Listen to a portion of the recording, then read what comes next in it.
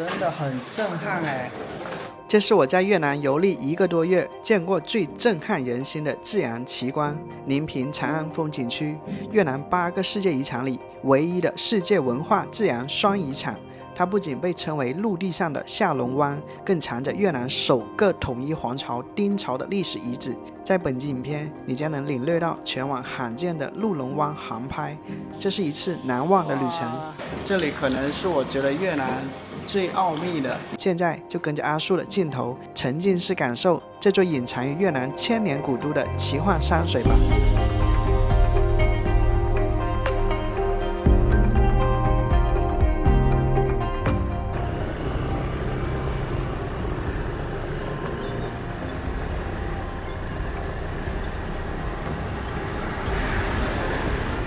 朋友们早上好，今天是我在宁平的第2天。看到这有一座庙，荔枝已经青了。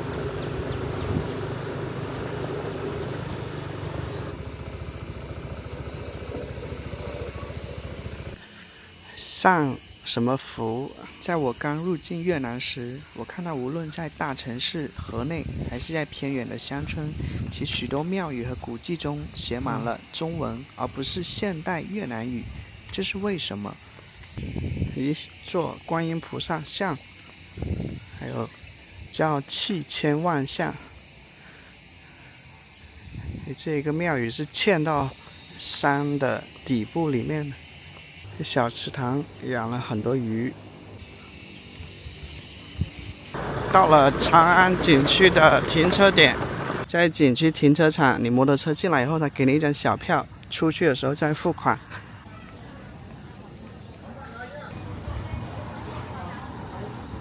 景区的洗手间是很干净的，越南主要是坐厕，没见过蹲厕。取钱，300万到手，先退卡，然后再出现金。瞬间又有100万身家，大概900块钱人民币，有现金在手，再也不慌了。One boat, 4 people. 这艘船3个小时。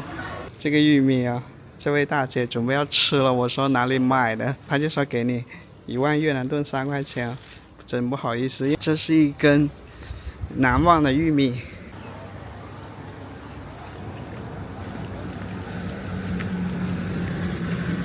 Boat Station， 越南灯笼，买票花了25万越南盾，大概75块钱。一艘船有4到5个人，我要等另外3个人。总共有3条线路，每条都是用时约3个小时。我选了线路3。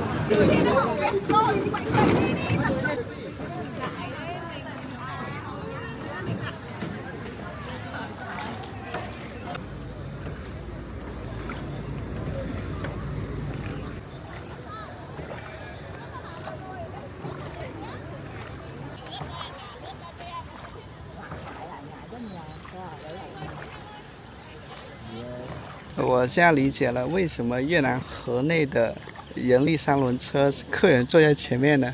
因为前面的视野确实更好一点。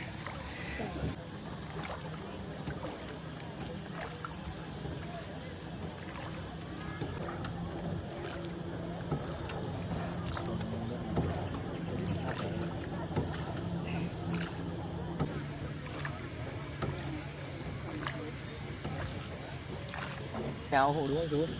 Thoải mái đấy, có bơi. Mấy cái tay bơi đấy. Bơi trên đâu. Không, cứ bơi thoải mái đi. Do chú lái mà. 2 người bơi một bên vẫn được. Have you been China before? Gọi là cái gì nhỉ?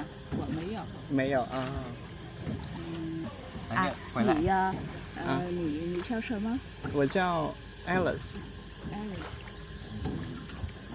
我叫秀璇。小轩。小轩，你好。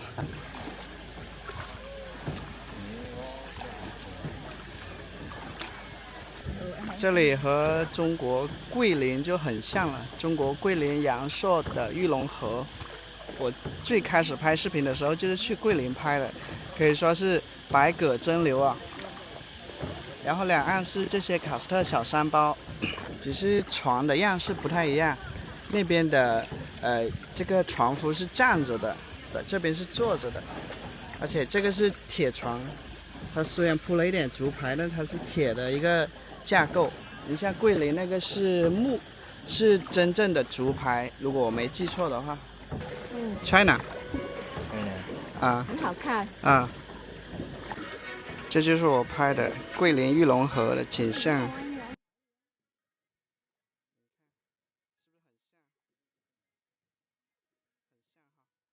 只是很可惜的是，我在桂林那一次无人机炸机了，所以我基本上在哪个城市旅行都有航拍，就唯独桂林没有。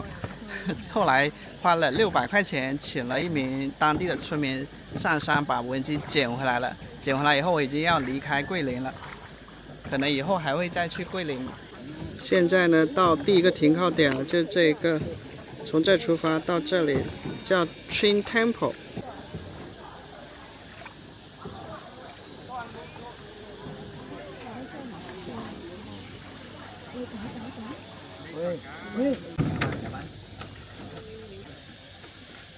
第一个停靠点是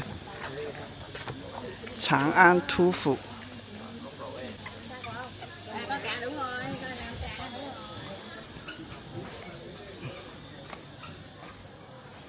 拖鞋，忠君爱国，一切所求皆称遂。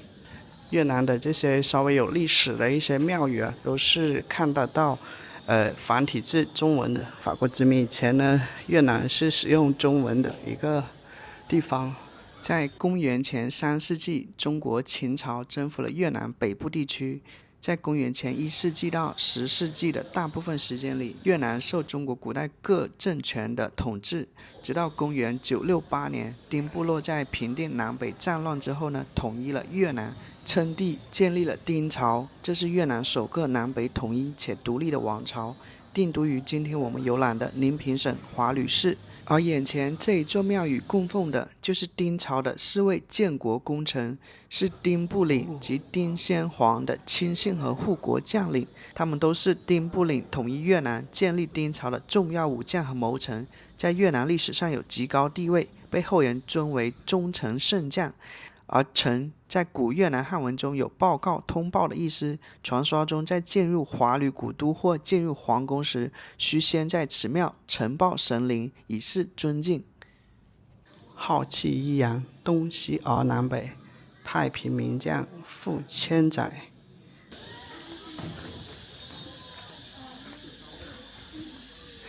太平名将富千载，千秋正气坐山河。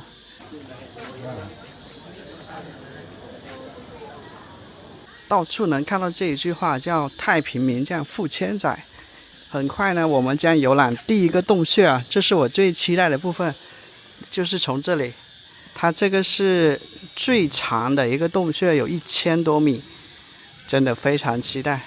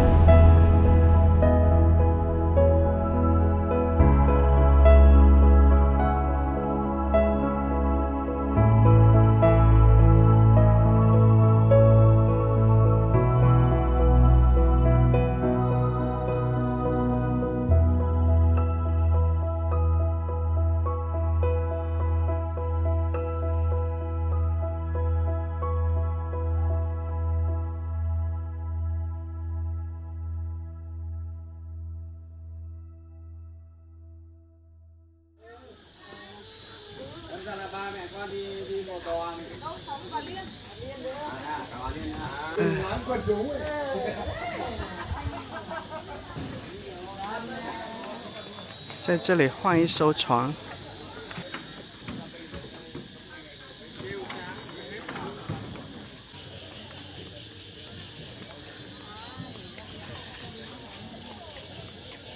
在线路上，我们会探索3个精神遗址，也就是这些庙宇，还有3个洞穴，包括越南最长的和最震撼人心的洞穴在长安，然后它绵延1000米。哦，船夫提示我一定要蹲下来，不然会撞到。我们将要游览的这个 Dog Cave 是长安景区最长的洞穴，全长超过1000米，洞内石钟乳、石笋繁多，千姿百态。这是岩石的话，伸手就能摸到。在洞穴里面，船夫很考验船夫的技巧，还要确保每个人都。还要确保这个船的方向精准，这样子每个人才不会碰到石头。碰瓷了，因为这里太窄了，因为上面还有岩石，所以船夫都要尽量使在这个比较宽的，这高度来说比较宽的一个区域内。通常乘坐村民操舵的小木船穿行洞内，行程约30分钟。其实不用一直这么趴着的、匍匐着的，一直这么匍匐着也很累。所以我发现你稍微坐直的话也是可以的。你比如说这里这高度就宽，哇，好漂亮的这个钟乳石，你看，这闪着这个像钻石一样的光芒。这里可能是我觉得越南最奥秘的绵延1000米的这么一个地下河。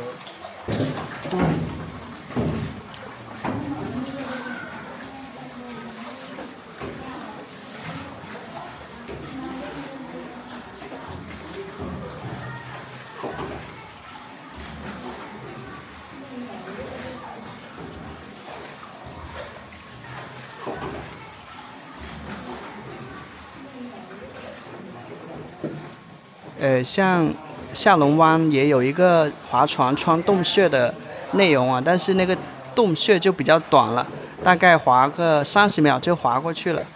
像这一个洞穴就真的很壮丽啊！当时的人怎么发现的呢？我听说还有一些史前人类在这里居住着，有一些人类的痕迹，太不可思议了。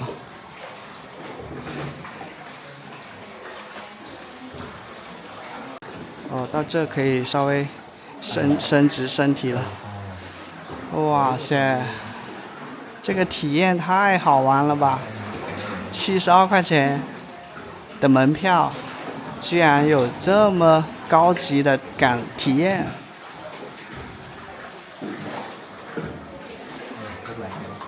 到这里要蹲下来了，蹲。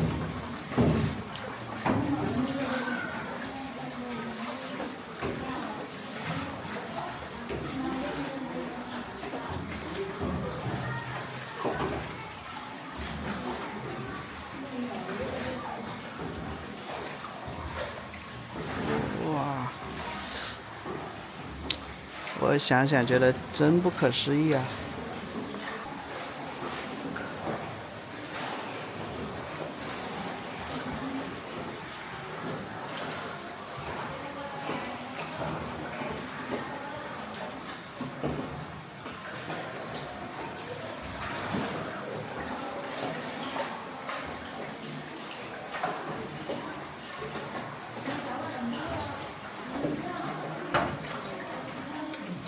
在这里布满了电线啊，给这些电灯通电。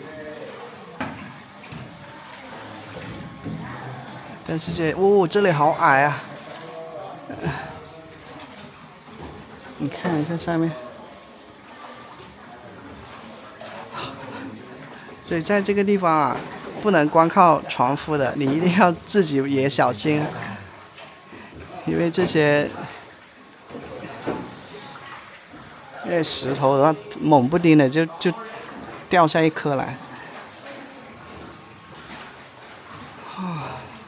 我惊叹于，不是说它这里有一条这样的地下暗河，而是它怎么可以这么长？太不可思议了，这个体验前所未有。朋友们来越南啊，你可以不去游览河内，但是你一定要来一下宁平，感受一下这种大自然的鬼斧神工，巧夺天工啊！这个电影的美工都不敢这么想。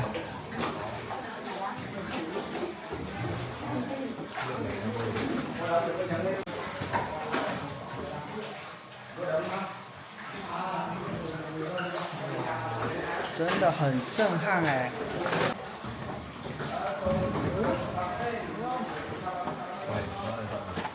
哦，到这就像是一个大的一个山洞了一样了。你看，它的层高应该有5-6米那么高，到这一下子凉爽了一些。哦。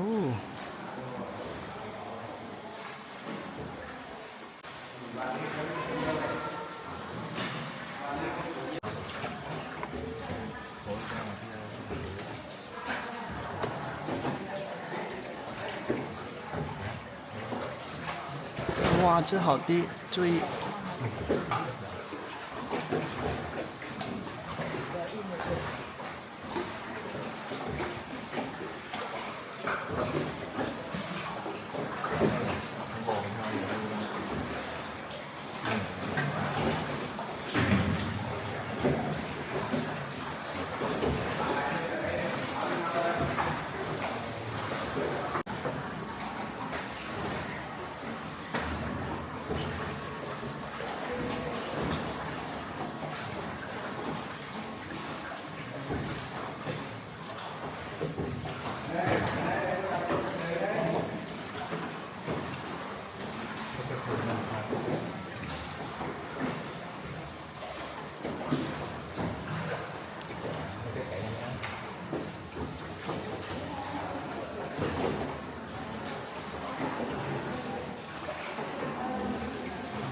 这里面的温度要比外面低个6-7度吧。外面如果说稍微有一点点热的话，这里就刚刚好，比较的凉爽。哦，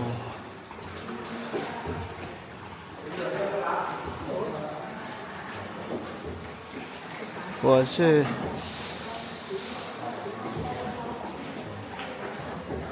要吃虫了。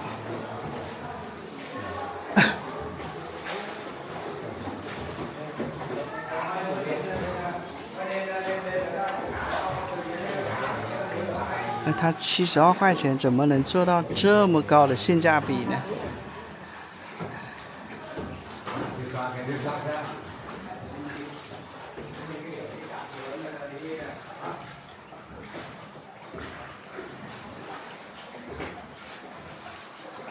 哦，它这里用了一些色纸啊，盖在灯上，所以发出的灯是带颜色的，但是不至于喧宾夺主。像有的地方啊，它的灯光就是5颜6色的，看上去眼花缭乱的，反而有一种喧宾夺主的感觉，看不清它洞穴里面的一些石头的真实的样子。咱们还是很喜欢大自然亲近的嘛，所以保留大自然的本真，这也是很多游客想要体验的。我是这样想的。过分的加入人工的痕迹的话，反而就是剥夺了一种纯天然的美。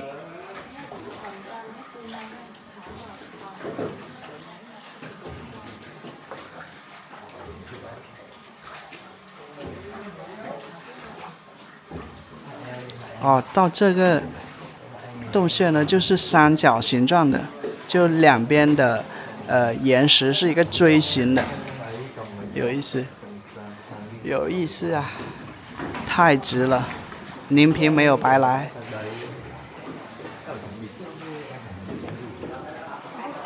光是这个洞穴的划船游览都够我回味好几年了。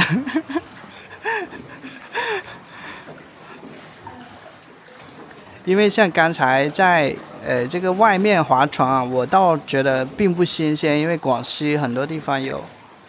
但是这种体验啊，绵延1000多米的这种洞穴划船体验，太难忘了。你看这些石头，不断在滴水的，像下雨一样。像有的钟乳石滴水的频率就很高。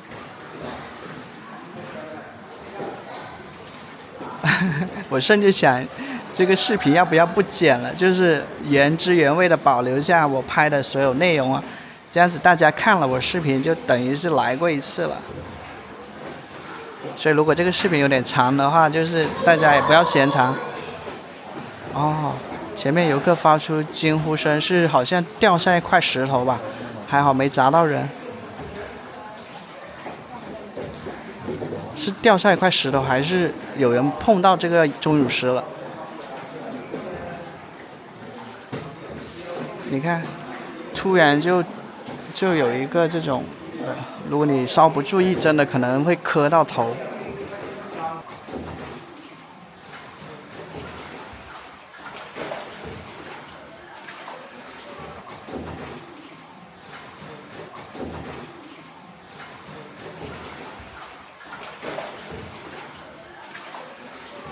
你看，它还有一些凝胶一样的东西啊。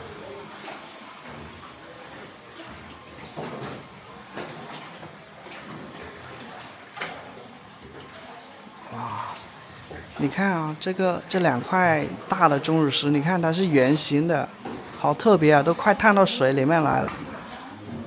我摸一下看一下。哦，它是干的，干爽的，不是湿漉漉的。哦，真的是巧夺天工啊！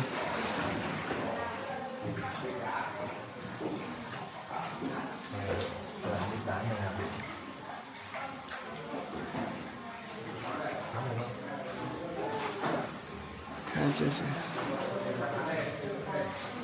这里很低 ，careful。滴水，啊，好爽啊！这个船划了有15到20分钟了吧？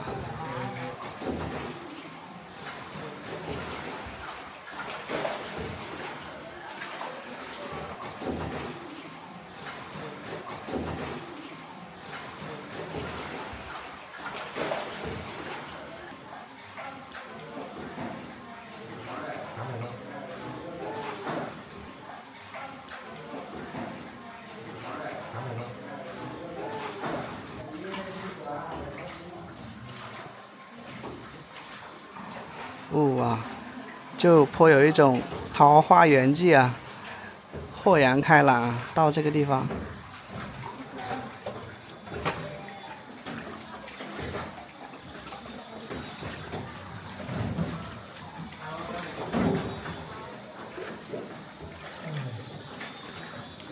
哦，出来了，看一眼。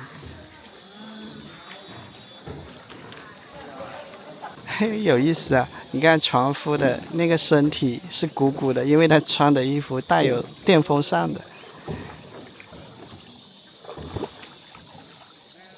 哦，这里像是穿越草甸的感觉，两边很多灌木丛。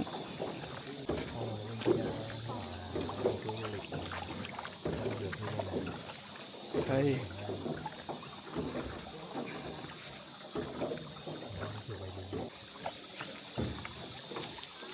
Có quả nhà trong ngoài tựa núi.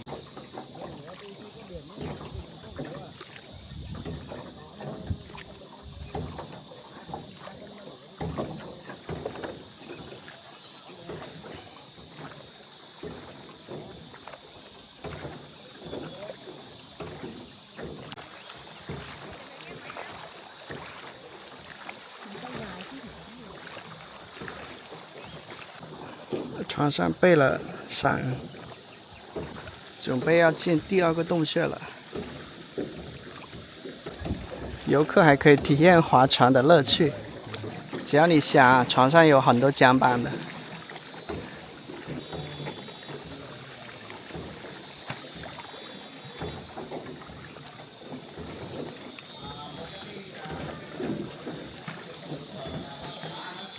这个应该叫 Van Cave， 第2个洞穴，刚才那个叫 Dog Cave。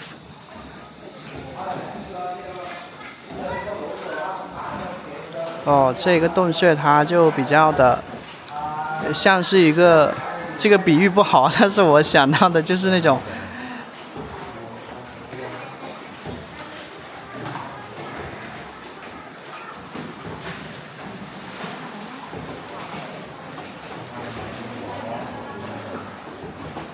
哎，这个洞穴好规整啊！我想是不是有人工的痕迹啊？当然，这只是我的猜测，就是它太规整了，就是方方正正的，跟刚才那个是绝对纯天然的。这里的话都够一艘大船穿过了。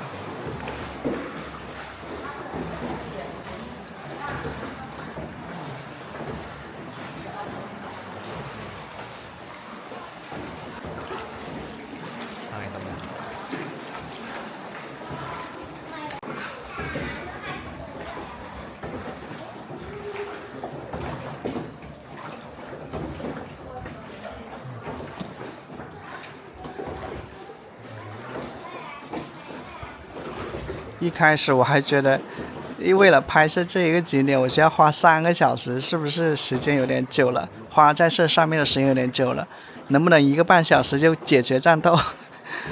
我发现，还是太天真了。我发现这种想法简直是愚蠢啊！这种大自然的最美妙的部分，哪怕花5个小时都值得。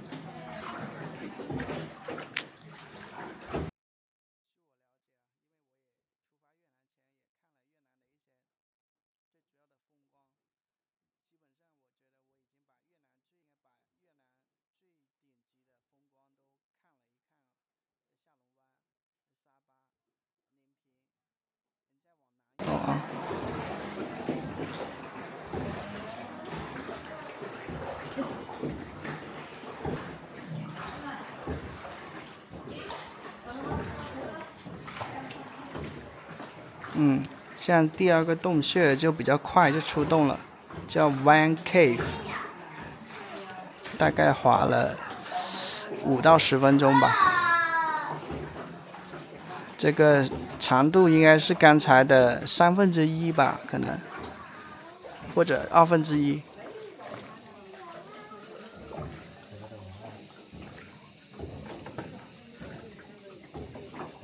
看一下这水质是挺清澈的。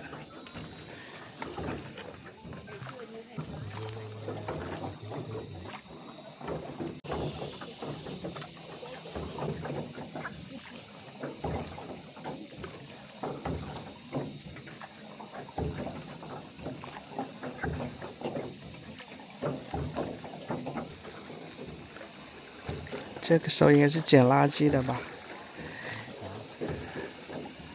这个地方我也没看到垃圾，也应该没有人能够缺得到往这么漂亮的地方扔垃圾吧。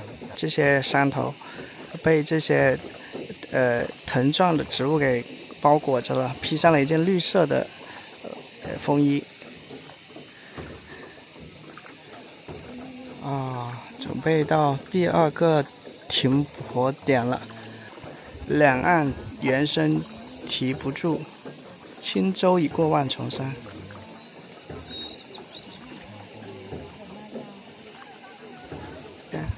那个是另外一条线路的，总共有3条线路，游览的时间是一样的，只是看到的景色略微不同。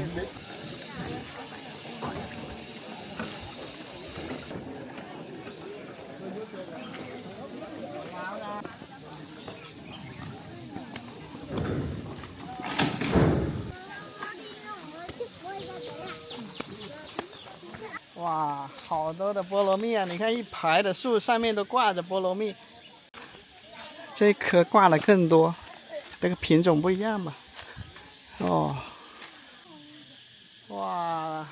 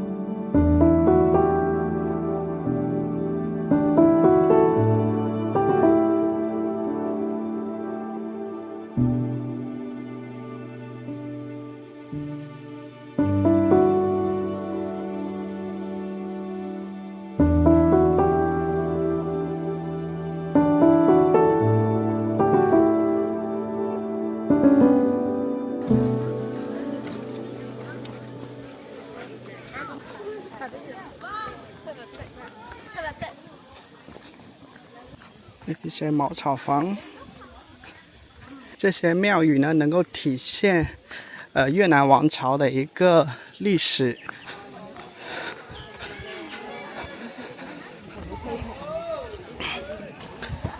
sorry， 一个水上小桥通往水中，拍照很好。我看越南女孩好像很喜欢白色，然后白裙飘飘的。云水恩波明月照，尊神功德闪山高。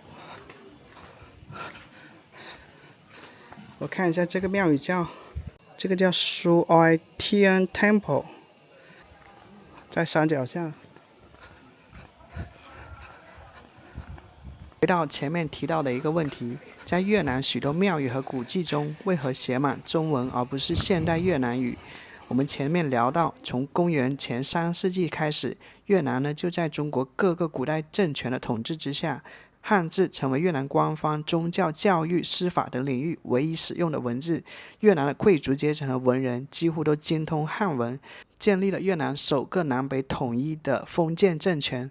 这算是越南首个独立自主的政权，但仍继续沿用中国的儒家政治制度和科举制度。科举考试全部使用汉文与儒家经典，如《论语》《孟子》等。士大夫和官员几乎都使用汉文撰写文章、写碑铭。这种情况一直持续到越南最后一个封建皇朝阮朝。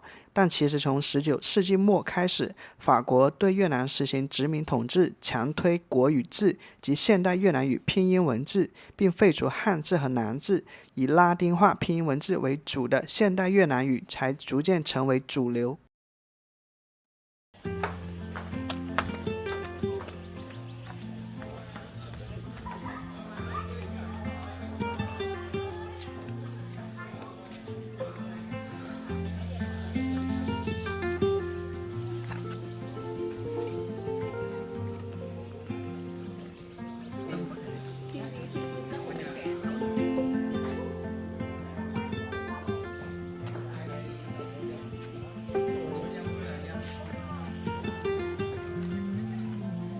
这2个厢房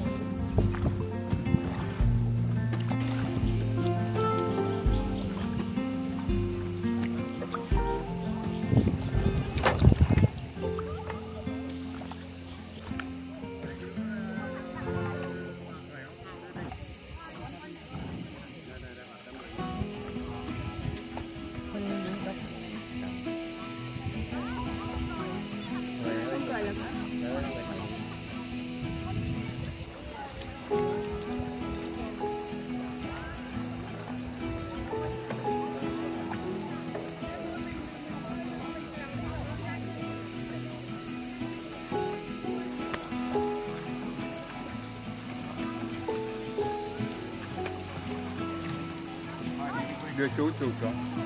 Hello.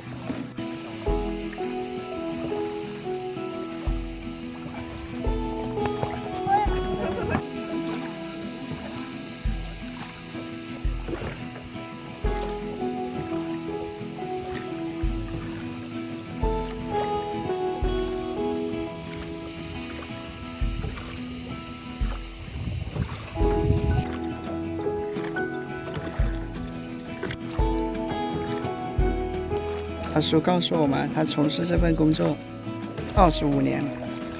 看啊，其实有点太阳，每人戴墨镜。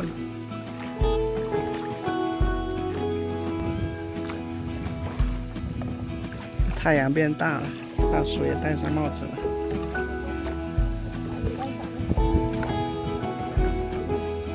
汉字很难，我不记得，不会写，我不能记得，记不得汉字。对，他就是沿途欣赏。接下来到最后一个洞穴，叫 Die Cave。碰着。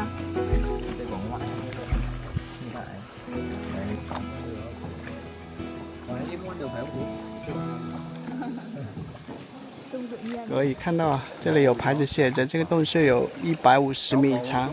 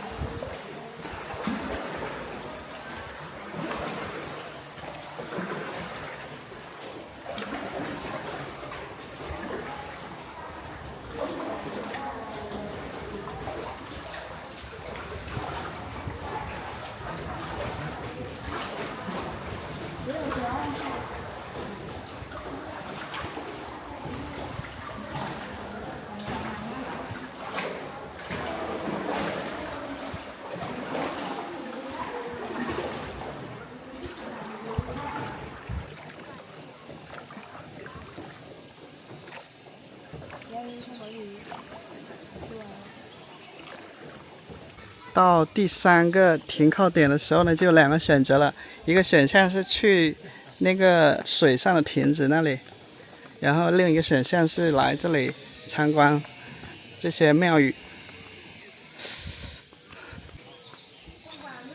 After the first resistance against the Yuan Mongolia invader， 这一座庙宇呢是陈朝时期的乌烂宫遗址，建于13世纪末。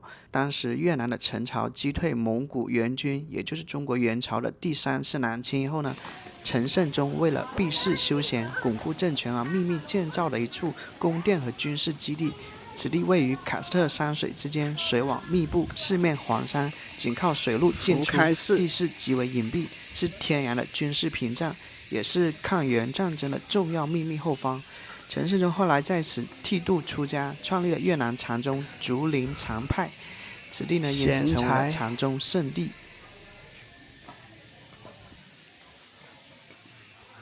如来常住，神功震动，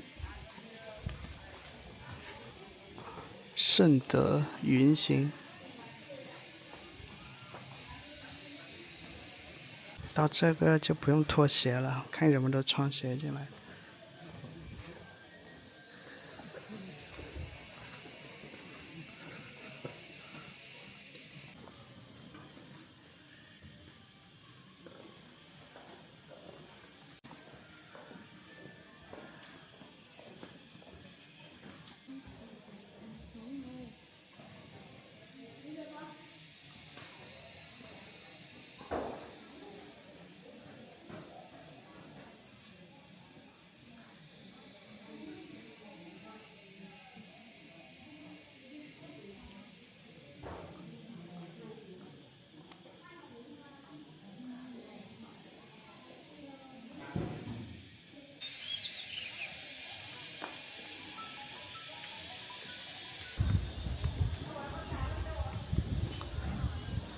德高明，圣德流芳，有功于民，功高则祀。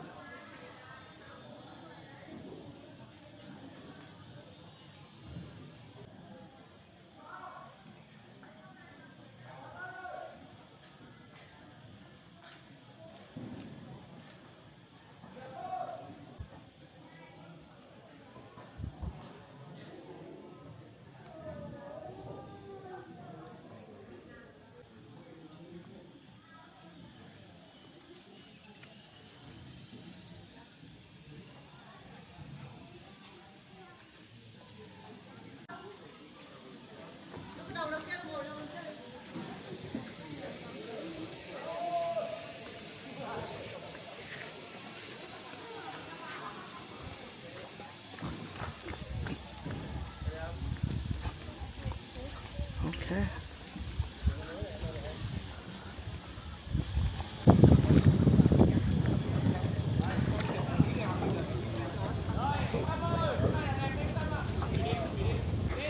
那个小亭子我没去。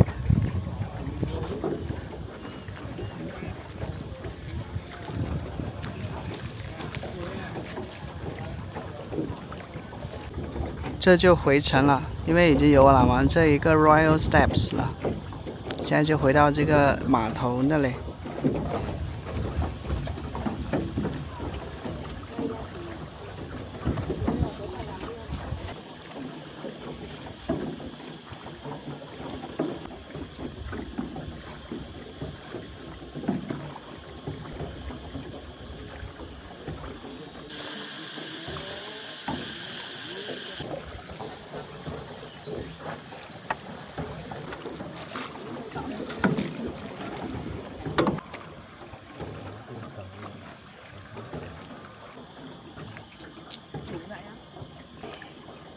11点22分回到码头。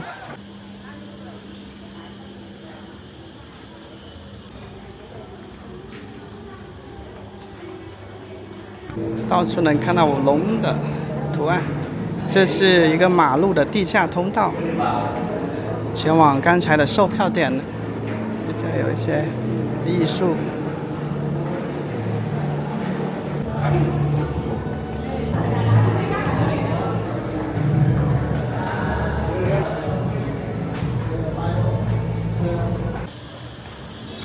现在去停车场取摩托车。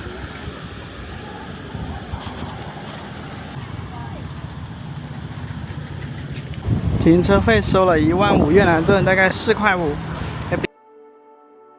以上是越南唯一的世界文化自然双遗产长安风景区的游览全记录。很开心你能看到这里，如果你觉得拍得不错，不要忘了帮我点赞订阅我的频道哦，这会支持我继续更新更多好看的视频。感谢收看，我是阿树，我们下期见。